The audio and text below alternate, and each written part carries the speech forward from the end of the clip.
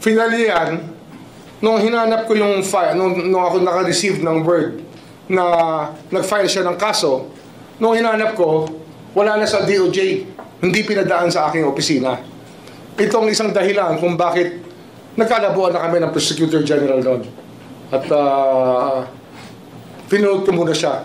Sabi ko, kung gano'n ang gawain, hindi igagalang ang opisina ng Secretary of Justice, ay bakit pa? Hindi tayo pwede magsabay sa isang kwarto kung gano'n, di ba? Kaya, yun, buti na lang napalitan na yun.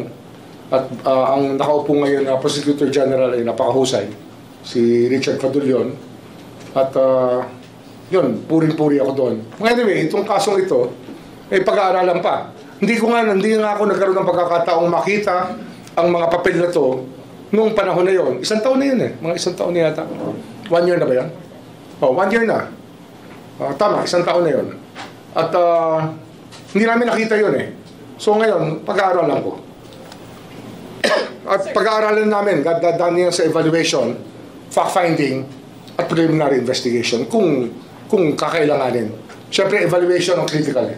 Ayokong mag-presume ng masama sa aking kapwa, pero aalamin natin. Kasi nga, itong kasong to na final niya, ito rin yung pinag-uusapan natin na conflict of interest cases. Kasama yan, may bahid yan ng conflict of interest.